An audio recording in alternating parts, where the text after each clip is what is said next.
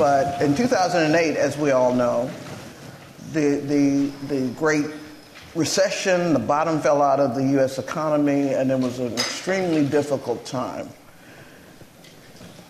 particularly for people like Deborah and me and thousands of other journalists around the country who suddenly were faced with the prospect of either being laid off or their organizations closing or being asked to take half a salary and 2 or 3 steps back down the ladder if they wanted to stay.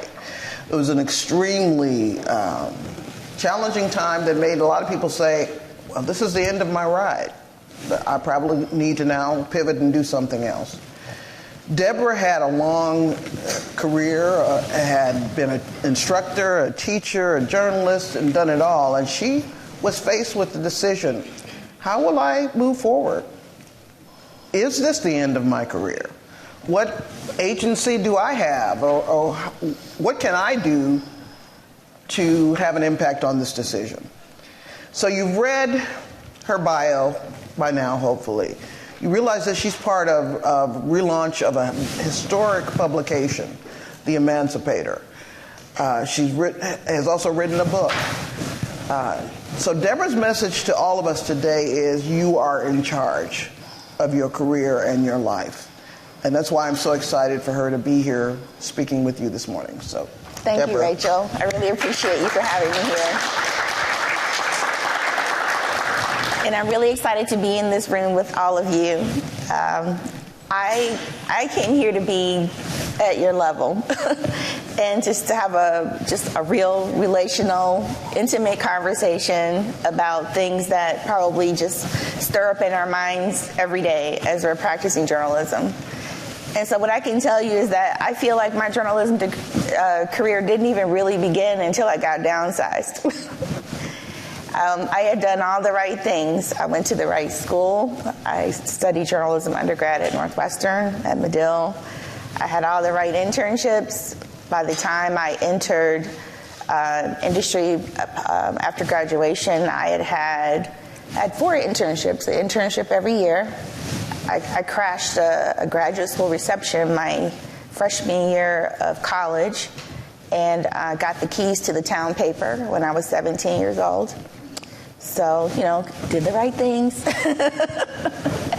And by the time I got my first job that had 401k, I had 7 internships under my belt. And I worked all over the country, as far west as Kansas City, as far east as Connecticut, and to the south, where I began my career in earnest at the Clarion Ledger in Jackson, Mississippi, which was really good for me because I had to kill what I ate every day. We have a fellow here. Where? Nina. Oh, hey. And the reason I say my career didn't even begin until then, because up until that point, I was checking off all the boxes and doing all the things supposedly in some sort of order and trying to make adjustments whenever I felt like I needed more opportunity. And so just to kind of just give you a quick snapshot of what that was like, undergrad, I interned at the Chicago Sun-Times, so I got to know what having a front page story felt like. I was in a plane crash, and when I called to say I wouldn't make the night shift, and because I was in a plane crash, they were like, "Oh, you're at work. Get to work." So, so I wrote. I had to stop being a victim and turn around and start interviewing people. That's journalism in a nutshell, right there. And I spent years in daily newspapers, but at a certain point, I was also tired of being poor. So I can tell you one key learning that I've gotten from this experience is that every time I wanted to promote myself to make more money or get more responsibility, I had to do the promoting. It's like you have to make up your mind and then make a move. And so for a few years, I went into association publishing. I worked for a dental association. How random is that? I was a staff writer for a magazine, and I got to write 5,000-word deeply reported, deeply researched stories. So I felt like I was tired of being in that 10-inch story kind of mindset. And no matter what I did in my newsroom at the time, I couldn't convince my editors to just like let me have a little breathing room to do a little bit something deeper. It wasn't just me, it was a lot of my friends, you know, the cadre of young reporters in my newsroom, and we're all still friends today. So I made a move to go learn and to stretch, and if I had to step out of traditional journalism, then I was going to do that.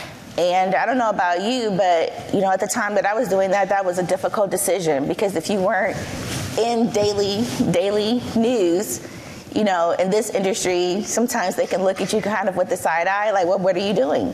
Well, is that real journalism? Well, it is. It is, because I'm practicing the orthodoxies that we all embrace. And I'm just doing it on different terms. Also, because I said so.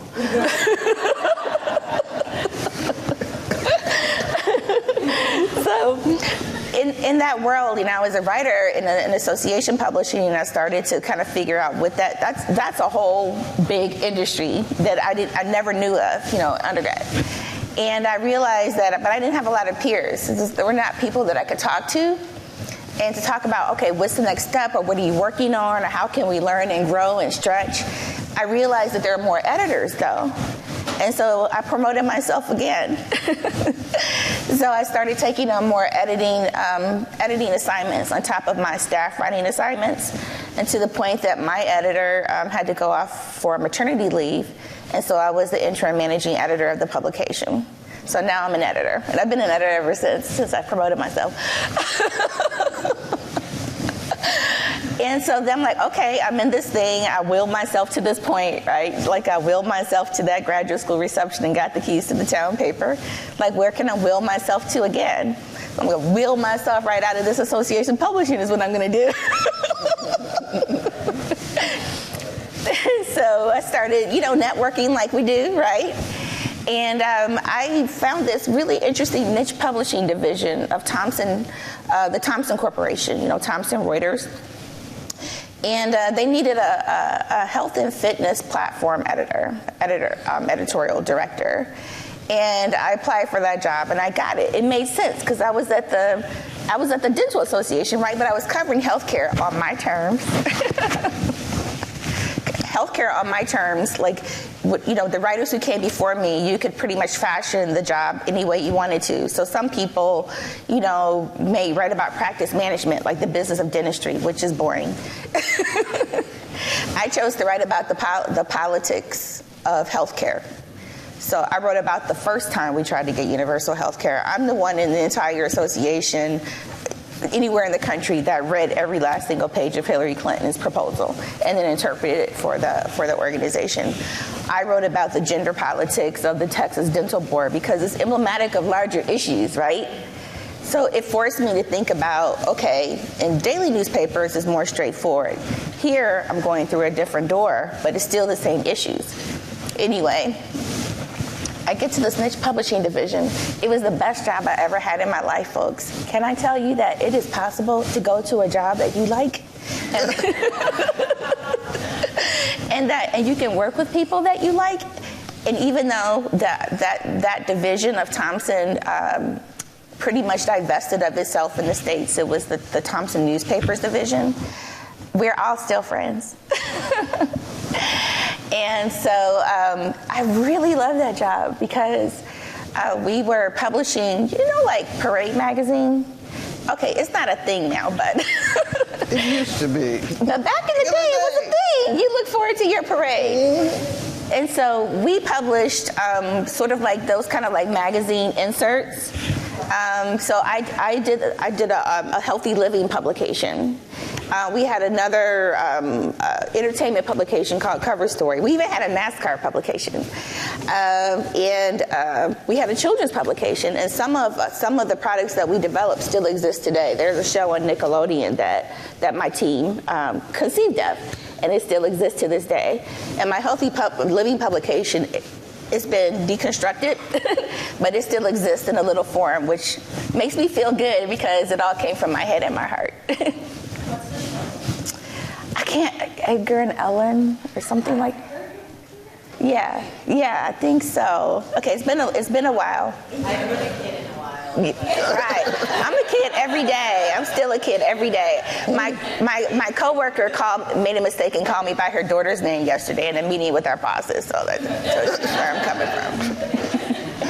Anyway, I love that job because I got a chance to like step into myself and be who I really was, and I was embraced for it. So, I could go to the job and do what my job description said, assign stories, go to photo shoots, come up with really great artistic concepts. But I decided to stretch beyond that. And I was fully supported in that. We had these meetings every month called State of the Business meetings, but because we were cool and irreverent, we called it SOB meetings. And so I would go to the SOB meeting, and they would literally be like, okay, Deb, what do you have for us this month? So one of the campaigns I developed is that I wanted to get celebrities writing about healthy living topics for us. They were rich already, so I didn't have to have a stretch on my budget. And so I started lining up celebrities, just calling them up or calling up their people and asking them to write about a series of topics. I started, partnerships with other healthcare brands like Physicians Desk Reference. And I realized I didn't know I knew how to sell, but apparently I know how to sell.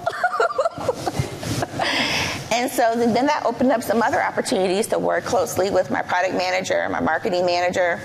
And then when it was time for us to take our products online, to develop the online version of all of our magazines, I looked to my editors, and we were all women. I'm like, what are we going to do? And they were like, I don't know. And then I was looking at the guys, and they were mostly all the art directors except for one woman, Mia. And they had all these books, and they were like having these little coffee clashes where they were trying to figure out how to figure out this web thing. This is Web 2.0 at this point. And I'm like, I don't like that. First of all, I don't like the idea that my team doesn't have a plan about how we're going to do this, that we're just going to acquiesce all of our power to another team. They're going to decide what this thing looks like and feels like. And also, I didn't like the gender dynamic of it. We going to let the guys tell us what to do? So I had to think differently in another time. Like, where's my community, right? And I decided, we're trained in this business to think in a very kind of narrow, linear way about who we can talk to and who we can't talk to.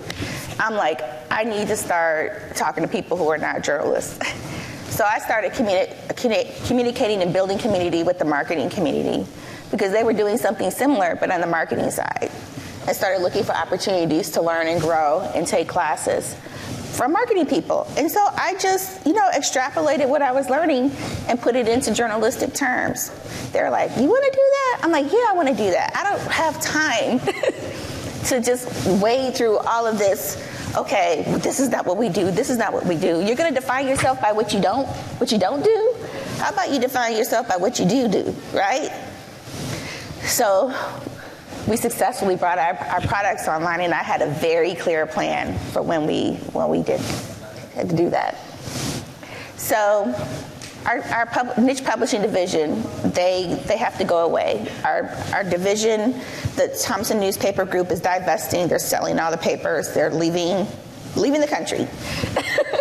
Well, at least in that format. And even though our very successful niche publishing division, where we all like each other, is doing really, really well, we sunset also. So I got wind at the Chicago Sun-Times that they were starting a new lifestyles publication. And knowing how this industry is and the fact that there are not a lot of people who look like us in these newsrooms, even though I had interned there before, I applied for the job and I called the editor. And I suggested that we meet and talk about, how I could make a difference for this new publication. And he's like, oh, I got your materials. Yeah, I got to do a couple of things, but I'll call you back. So 2 weeks passed, and, our company is shutting down, and I want to make sure I'm straight before, everything shuts down. And I call him one day. I'm like, I haven't heard from you in 2 weeks. I know you're not going to launch this publication without talking to me first. everybody, we worked in a loft. Everybody in the loft was like, ooh.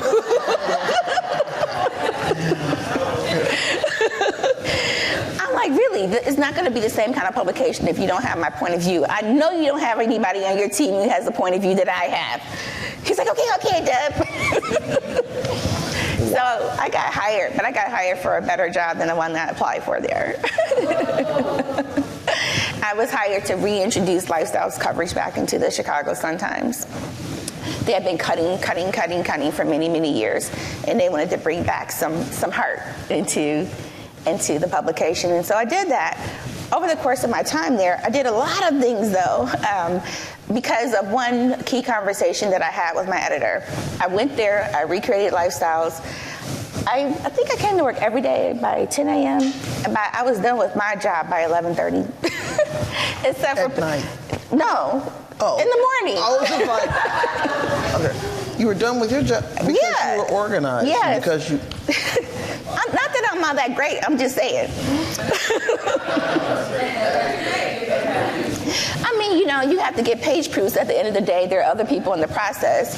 I had a drunk designer. He would go watch Jeopardy and drink at 3:30 every day, but he was really good to go when he came back. He was like, you need another drink? Okay. So I went to my editor and I said, I'm kind of done early every day, and I would like to have more responsibility. What else you got?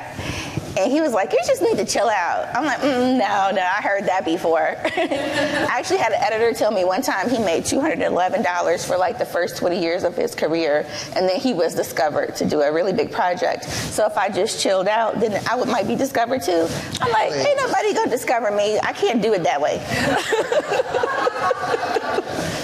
So I'm talking to John, my editor, and I'm like, I need more responsibility. He's like, just chill out, Deb. Everything's fine. Why you gotta just like work so hard and lean so hard? Just relax. I'm like, I can't relax. I was like, do you know I'm young, gifted, and black? He was like, oh man, why we gotta talk about race? I'm like, John, I'm not having that race conversation with you. I'm like, we got more than one conversation. I'm talking about the other race conversation where excellent black people go to work every day and they are expected to make really good decisions. And there's a community of people that you can't see, but they are behind me, and they expect me to come to this paper every day and make really good decisions about how we bear witness about the truth of their lives. And so it's just not just me. I have a responsibility to the community. He was like, oh, okay. So I ended up getting lots of responsibility to the point where it was really ridiculous. Well, I was still the Lifestyles editor, number 2 in the features department. They made me library director. They wanted me to manage obsolescence. Basically, they wanted me to figure out how to get those people out of there, and the library workers, so they could save money. Of course, I didn't do that. I'm like, we're not going to do that. We're going to make this a profit center. Like, we're doing things differently now. Like, people can go Google stories. We may not need the morgue as much as we needed to, but we have a lot of really valuable intellectual assets in this library. So we're going to do something special with it. I'm not managing obsolescence. I don't know who y'all think I am. So one day, I go on vacation. I go to Senegal. I was married at the time. I went to Senegal with my ex-husband.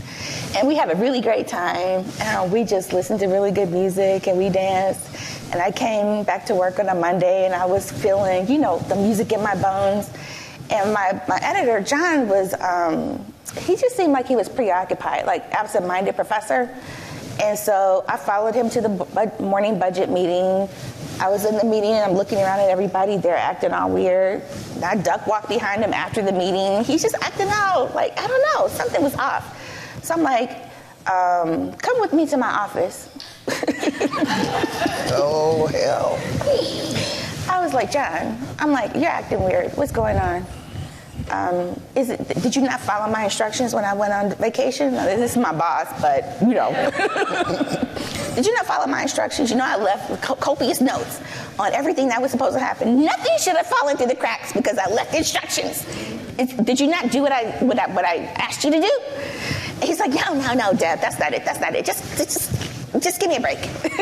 So then he leaves my office. I'm like, okay, cool, whatever. So I'm in my office getting set up for the week or whatever. And I don't know, it's like maybe like 3 o'clock or so. And I go to his office. I'm like, John, I'm still feeling like vacation in my bones. I got all this music in my head, and you're being really weird today. So I think I want to go home early because you're weird. And then John goes, well, could you just hang out one more hour? Just hold on just a second. I'm like, okay, cool. So he makes an announcement. He calls the managers into the office. It's like 3 of us, Bob, Chris, and me. And he announces that we got wind that the Chicago Tribune was launching a new young adult newspaper. It was going to be a tabloid. The Chicago Sun-Times is a tabloid. We were supposed to be the cool paper, but they're going to launch a young adult tabloid. And we needed to develop a product too. We're like, what's the name of it? When is it launching? We don't know. Who's going to produce this new publication that you said we have to produce? We're going to invite people from our sister papers to come downtown to develop it because we don't have anybody in the newsroom who can do it. We're all stretched. Also, they're union people, so you're going to have to pay a lot of money if it's overtime. So we all meet, all these sister paper people come meet at the publisher's office on the 4th floor, and we decide together that anybody who wanted to be a part of this project of figuring out what this paper was, what the name of it was, what it was going to look like, we were going to develop a spoiler product. So when they came out into the marketplace, we would have something, and then people would be so confused that we would just kind of kill their idea. It's a terrible way of doing business. So people who couldn't hack it could leave and not come back. We just had to swear them to secrecy that they wouldn't talk about what we were doing, cooking up on the 4th floor. And then those who stayed agreed that we would do it, but we weren't going to develop a spoiler product. We were going to develop a product that we could be proud of. So we launched on the same day as the Chicago Tribune. They launched Red Eye, and we launched Red Streak. Do you guys know the name? We called everybody that we could. We leveraged every relationship. People called, across the street, the other paper. They called the truckers at the plant. I mean, yes, it was deep. Like a lot of spying going on, And Red Streak came from the Green Streak edition of the paper in the 70s and the 80s, because we were like, part of our thing about developing something authentic is like, we're not just going to make up stuff and just to be a spoiler. So like they had their Red Eye, we had the Green Streak, so we're bringing back something at least that's kind of like part of our DNA. Anyway, I was made the launch editor and the editor-in-chief of that paper. It was an illegal operation, though. So I ran the paper. I had a team of 25 people, day shift, night shift, a really great group of guys from Gary, Indiana, older white men who were copy editors who just knew how to do things. Like nothing was going to get through wrong because these guys got it. They were veterans. They just were on top of it. I love those guys. But my operation, as secret as it was illegal. And so we were busted up by the National Labor Relations Board. And so you're sitting here with the criminal, essentially. Yes. During that time, though, it was so weird because the publisher, my publisher was a criminal. He went to prison shortly after that. And one of the owners of the paper, Lord, I forget what his name. He was like a British lord. Anyway, he got in trouble too, but the publisher actually went to prison. They hid me for him for years before I actually met him because they felt like our politics didn't match, that probably he wouldn't like somebody who looked like me and sounded like me. And they wouldn't even submit my expenses because they were like, he looks at everything and he's not going to reimburse you for these pencils, Deborah. Anyway, David, his name was David. But David ended up taking a liking to me, and he would come visit me every day and give me lessons on how to make money in journalism. I'm like, really? You're going to give me those lessons? Okay, bring it on. It was weird. Anyway, they busted up my operation, and I I could only hire like a handful of people to keep this product going. And I had to send the Gary guys, the night shift guys, my knights in shiny armor, I had to send them back. And I got hire a handful of people to bring down into the newsroom where we would integrate into the newsroom. And so that's what I did. So that was some weird, crazy stuff I got to do as a result of being young, gifted, and black and declaring it so. Name it and claim it. Yes. Eventually, I made my way to the editorial board, and I became a columnist. And that's when I got downsized. They decided a few weeks before Barack Obama was elected president that they didn't need the only black woman and only Latina woman on the editorial board. So my friend Teresa and I, we're still really good friends. I talked to her the other night. We're downsized. I was walking in to my desk with my coffee, about to sit down and eat my moon pie. And they were like, come over here. You got to go. Okay. But it was good. It was all cool. Earlier that year, they downsized the majority of the editorial board while I was at a funeral. And they had guards come and escort them out. Yeah, these were people who had been there like, 30 years or so. And I went to my executive editor, the same guy who I called and said, you haven't called me to hire me yet? What's wrong with you? That guy. I went to his office and I'm like, that was not cool, dude. Like, you don't treat people like that. They were here all this time. What do you think they're going to do? This is home to them, right? Don't do that. So when it became my time, I got a nicer exit. I'm going to stop you right here for a couple of reasons. One being, remember yesterday someone mentioned the role of luck. What is the role of luck in our careers and whatever? And I'm just sitting here hanging on your every word, because what I said later on in the day, that you can have all the luck in the world, but if you're not prepared for it, when it shows up, it can go right over your head, right out the window. Deborah's whole presentation so far has been about making decisions to have a set of experiences, a set of opportunities, pushing yourself beyond what is expected of you. When you talked about the marketing and learning all about that aspect, fascinating to me, because I was always on a very linear track. I just want to write. I want to tell stories. I want to write features. One day I want to be a columnist. That was really all I ever saw for myself. But you, in addition to not only grabbing all the internships and making sure that you were front and center, you expanded outside of the role of what a journalist or reporter might be. Well, I had to create an opportunity for me to do the things that I wanted to do, because it was made very clear to me in subtle and not so subtle ways that, well, you shouldn't be here, or you can be here, but you have to take up very, very little space. And it's like a weird mind game. I don't know if you guys ever feel that, where you're like pumping yourself up in one, and like, wait, you gotta be humble though. You're like, no, but I got this. Oh, I gotta be humble. I'm going to ask you a question, and I probably know the answer before I even ask it. But we talked also yesterday about the issue of imposter syndrome. Sometimes that people feel that.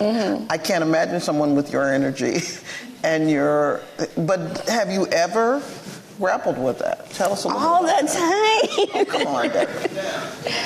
Breakdown imposter syndrome. Do I have the right to say this in this way, or do I have the right to have this expectation? Or when somebody comes back to you, I'm an editor, and somebody says something like, oh, well, that's too much feedback. Like, really? Like, maybe you want to trust the process and trust me to break through these what you perceive to be these difficult questions and see what's on the other side of it. The imposter comes in and is like, oh, wait a minute. Did I say something wrong? Did I not care enough about, how I said that? I mean, I care about the things I say and how I say things, but like right now I'm trying to get this story edited right? Or being in the room. Like, for example, we were working on a story about the crime problem among youth in Chicago.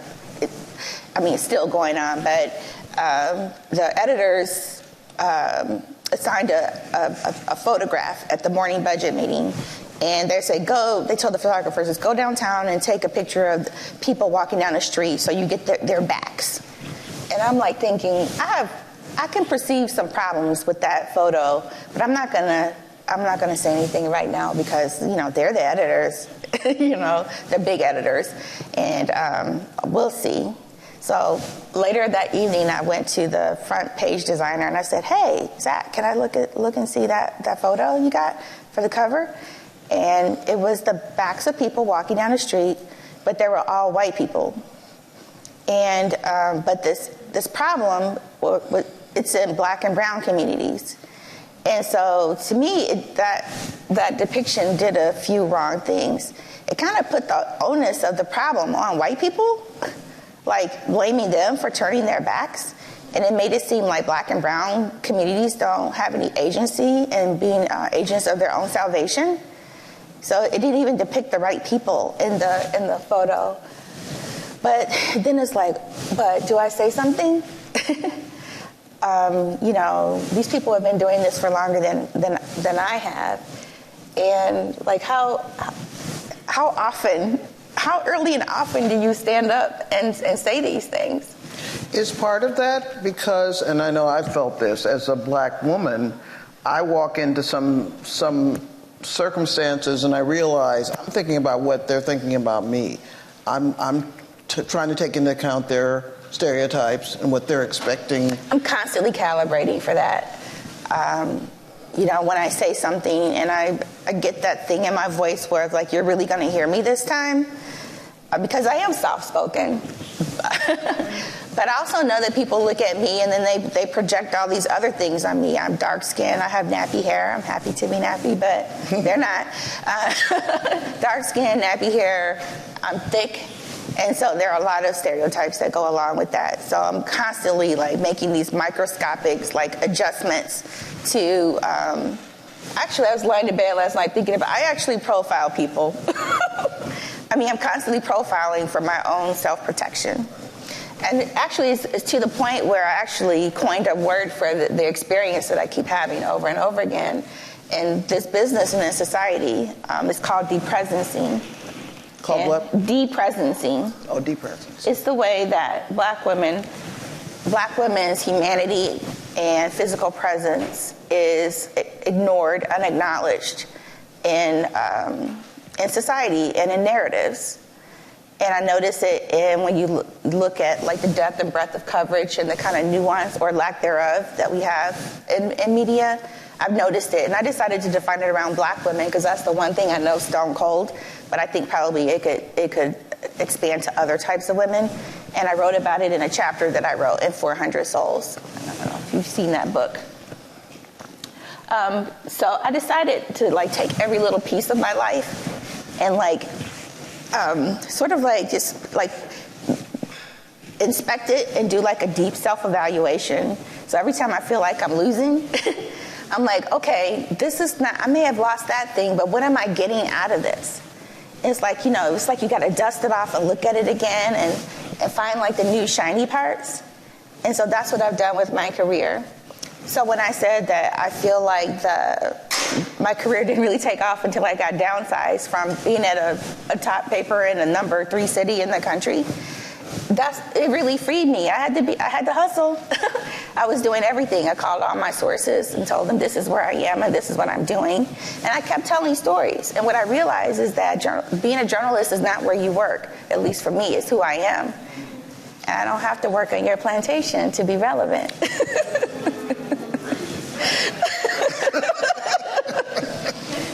So I really started embracing the storytelling aspects of what it is I had been doing all those years.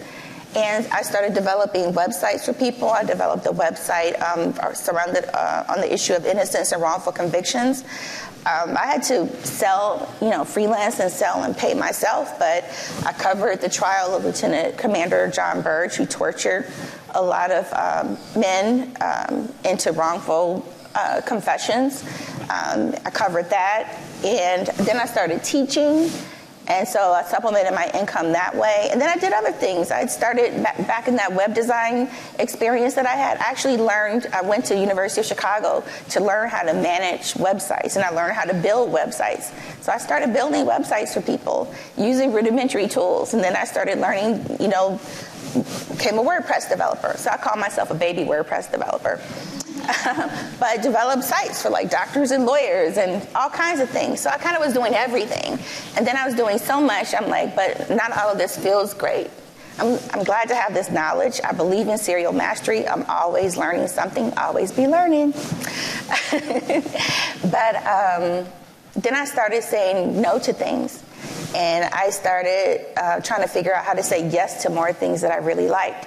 And that was hard because people are like, well, you're really good at this, but you're really good at this. You should do this. You should do this.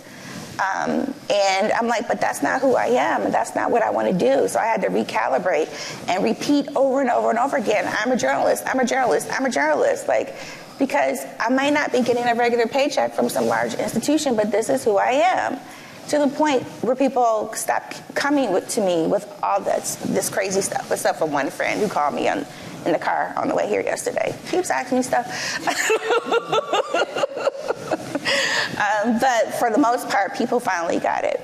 I just say that to say it just allowed me the freedom to, I've been working really hard, hustling before I got the job that I have now. I moved to Boston last summer to reimagine the first abolitionist newspaper in the United States and really to create a new kind of journalism.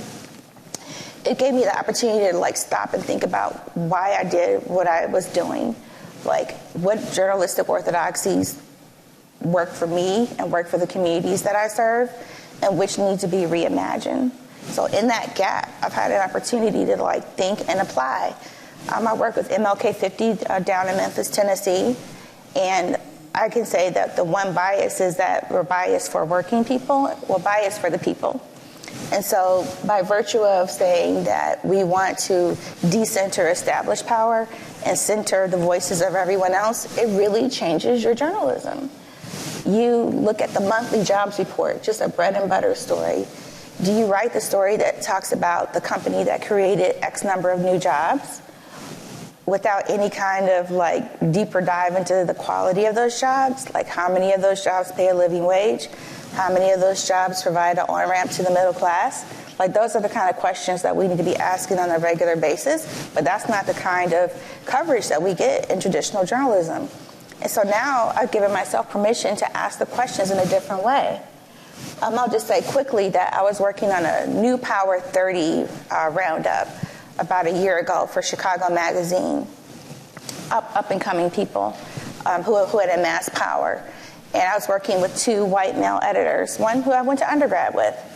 And I pretty much, curated a list and vetted everyone. And we talked about, who should be on this list. And I said, well, since you hired me to do this New Power 30 list, it's going to have an equity bent, okay?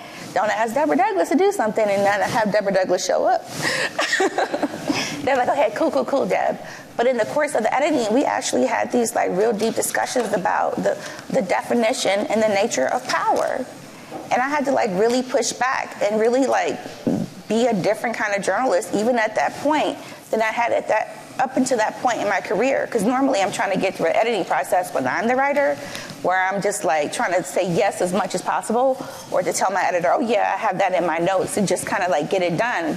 But I was in some deep pushback because I felt like this moment that we're in led me to a greater sense of responsibility for every little nuance in those stories. And so you're telling me you had second thoughts that this person is not powerful. Well, why do you think this person is not powerful? And so I'm like, well, this person faced this scenario, and as a result of the way they stood up for their community, these 5 things didn't happen. That's power.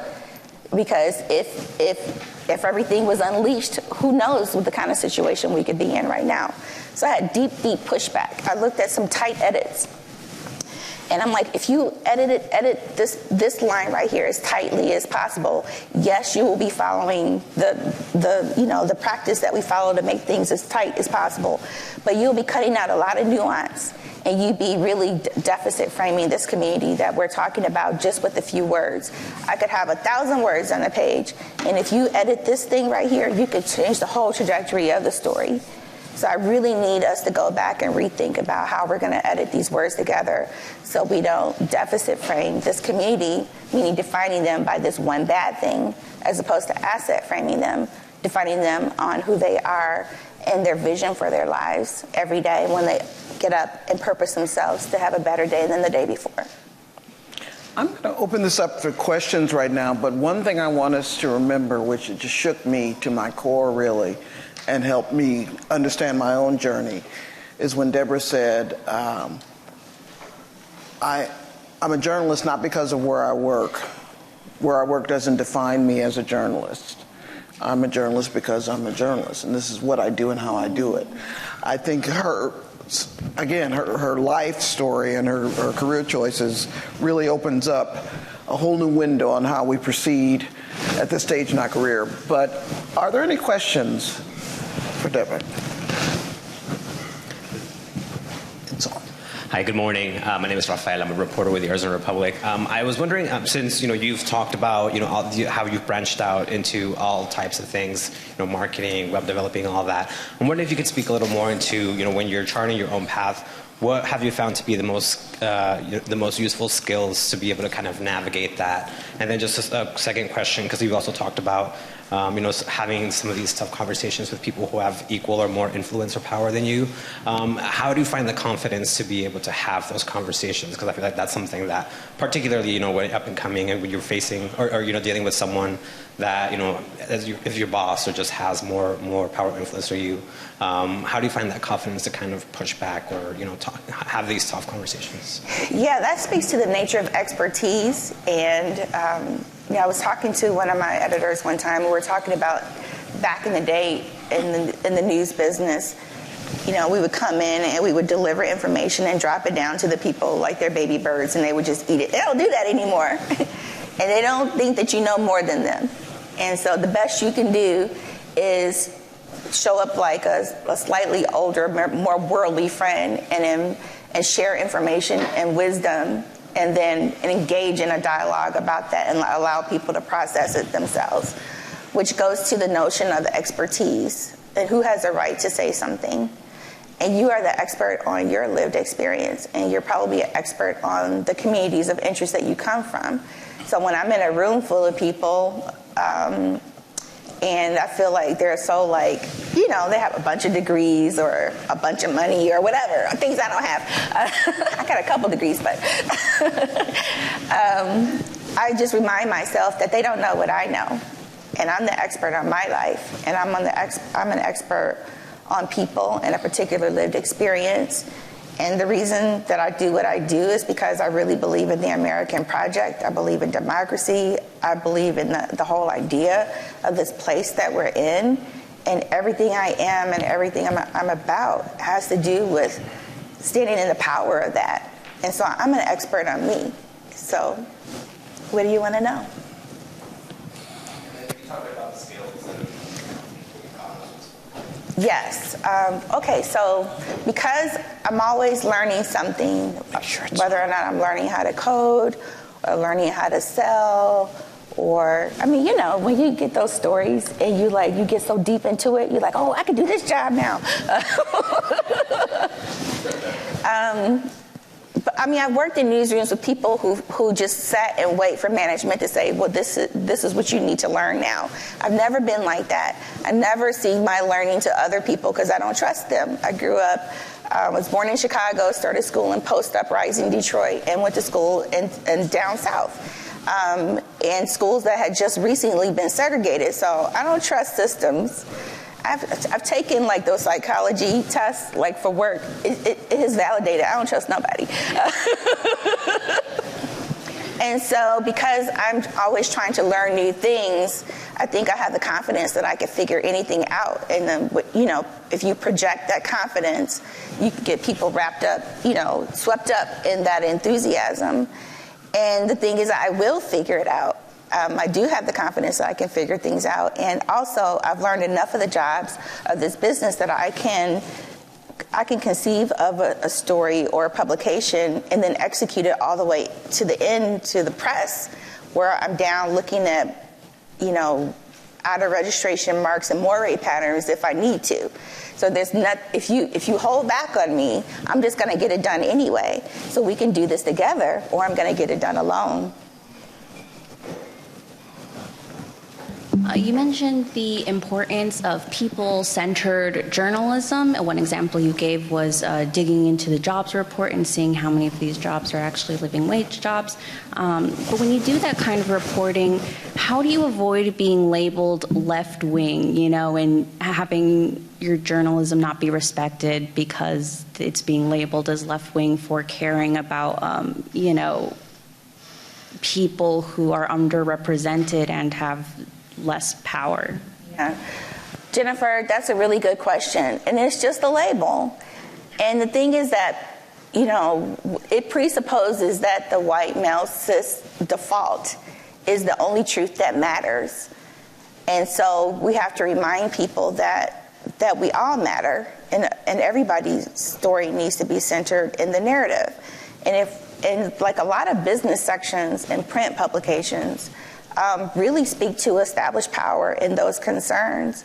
And so what I find myself doing now is really explaining why it matters that we put a particular lens on a community in a certain kind of way.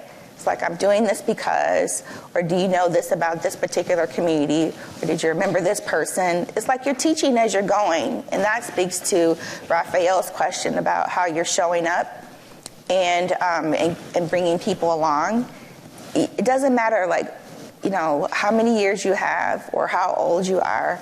Everybody can stand to learn something. So you might be teaching your editor or your producer as you go. Any more questions?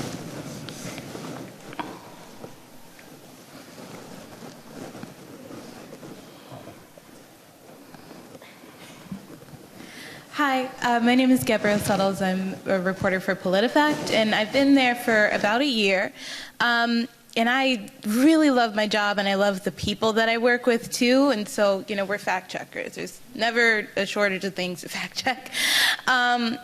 But with that, sometimes I feel like everyone else in the room is smarter than I am because they know what the tools are in order to get the fact check done, or a particular portion of a story that needs jurisprudence or something like that. I'm like, this is the first time I ever used jurisprudence in a story at all. Okay, cool.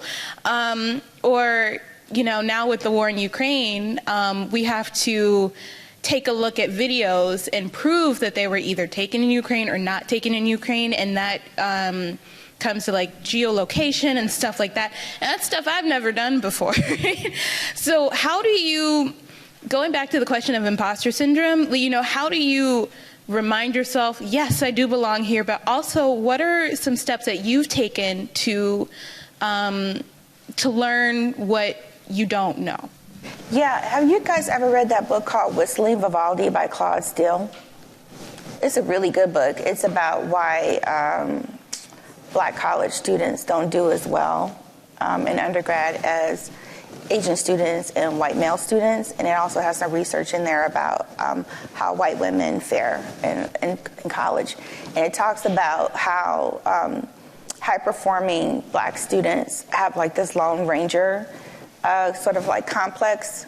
They'll show up in high-performing institutions and prepared to really buckle down. So they'll study alone, and they may have to work, so they have extra pressures on them. Whereas the way Dr. Steele described the Asian students is that they study together, and so if they're working on a difficult math problem, they do the foundational work together. And so when they get to the part that's really the crux of the problem, the hard stuff, they haven't dissipated all their energy and doing all of the groundwork, and then they can focus on cracking the code or whatever, or solving that problem. But they're helping each other, and the people that he studied, studying was their way of socializing. And so he juxtaposed that against the lone black student in their room, saying, I know that I study harder than this group or that group, but I don't know why I didn't get the highest grade. And it's because they're by themselves, and the same survival mechanism that got them to college is a thing that's keeping them from fully flourishing.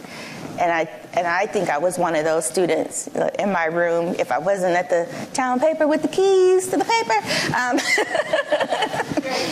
I was, toiling away by myself, thinking I was responsible for myself. And I realized, actually, since I was downsized, started talking to people and being a little bit more open and vulnerable about what I don't know or what I want to learn. It's like when you articulate things, like Rachel just said, when you say it out loud, like you put out the energy that comes back to you. Not to be all woogly about it, but whistling Vivaldi. Yeah, and so I think it just really behooves us to build community in our newsrooms and build communities in all of your communities of interest and use people as resources. They didn't use the word jurisprudence until the first time they used it either. They just used it before you did, right? So you just have to remember that.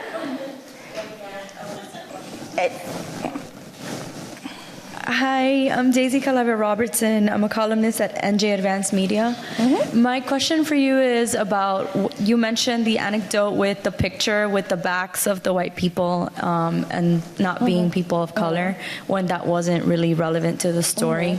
What ended up happening? Did you bring it up and was the image changed? And the reason why I want to know is because I do speak up often and I don't have a problem with that at all, but a lot of times I do face a lot of resistance when I do, in terms of like, oh, well, that's how we've always done it around here, or that's how we always do things, or like you said, like, I'm the photo editor, that's not your job, like, you stay in your lane, this is my lane, or, just comments to that effect. So have you faced similar resistance, and when you do, like, how do you go about it at that point? Well, I mean, this is where building community comes into play, because sometimes you can just take it on all by yourself. They're like, oh, there she goes. She's popping up again. She's about to say something. Oh, she said it. Sometimes it's really about developing community and meeting like-minded people in your newsroom or in your space, and maybe coming up with an idea that shows the ideal way of covering something, and it solves the problem. You always need to be solutions-oriented. So you're solving a coverage problem, but it's through this lens that you're proposing. Just like try to think of new ways to do things. Also, I've always liked freelance. So even though I was like a top manager at the Sun-Times, I was always, because they had me doing crazy stuff sometimes. I used to edit a publication called Fluff, and it's exactly what it sounds. I'm like, y'all know I went to college, right? And I started doing some outside work at that time just to feel like myself. And my editors walked past me at lunch on the street one day. They're like, what you doing? I'm like, work that uses my brain. So there's that. And then it's also just being aware of opportunities elsewhere at a certain point where people are more closely aligned to you when it gets to be too difficult. I'm not saying the answer is always leaving, but if you build community and build strategy around shared ideas.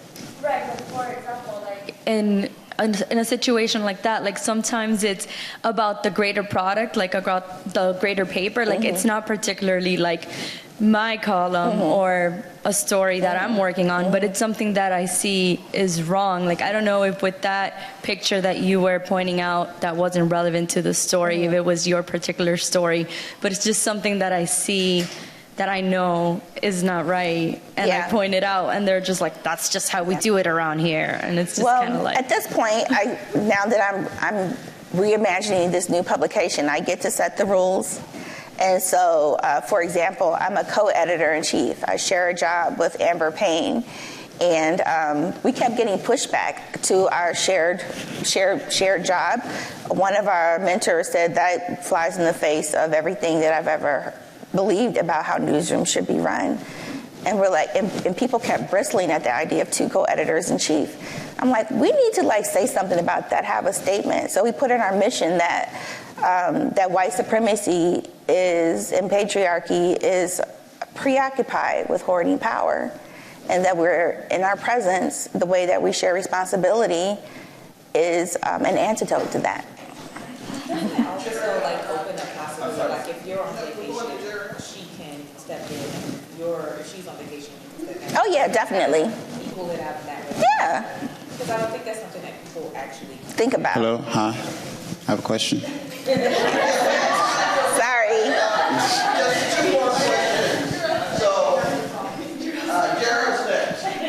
So I was going to ask, you kind of spoke to it a little bit, but if you're in a situation in your newsroom where you're not growing or you're not getting those opportunities, how do you know when it's time to go and to move on?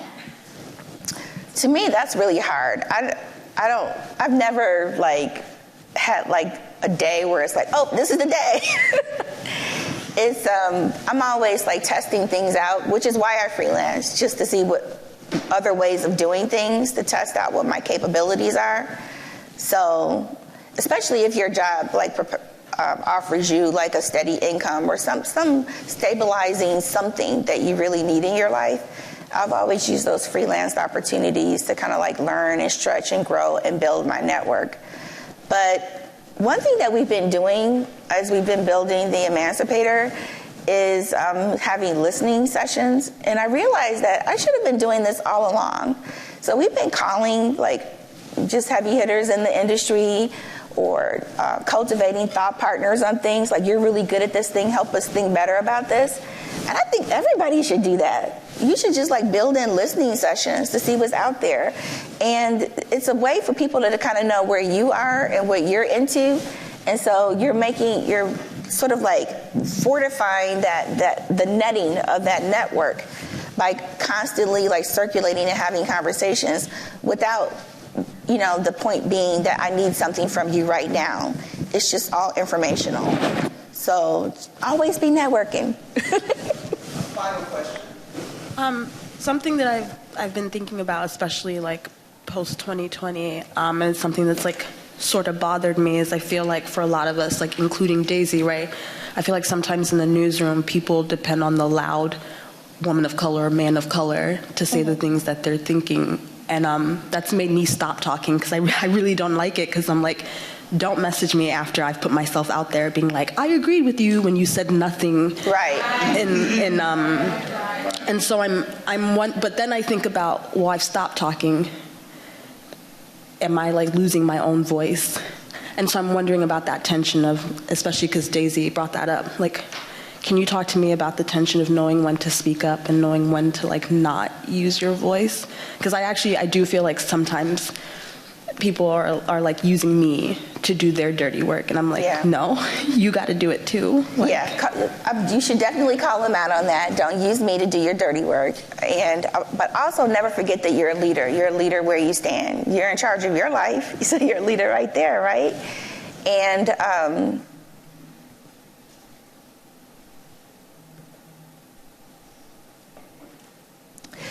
don't be afraid to just take the time to stop and process and just see how the energy is flowing, and think about what's best for you and the community that you're serving, and always speak to that. And don't feel the pressure to be anybody's avatar for their own issues. They need to work on their own issues, and you just need to speak up for what you know is right in the moment for yourself. And I think you're coming from a good place. And if it's coming from a good place, then how can that be wrong? I think of the statement or a cliche or whatever you want to call it, how to be the hero of your own life. And what she just said about you're a leader of where you stand. You know you the best, better than anyone else. But the word hero fits for Deborah. I feel as though her choices, her decisions, and then her energy towards the next generation, others, is so important in this story. And I want you to take that with you as we give her a round of applause for joining us. Thanks for your time and attention, everyone. I'm so excited for all of you.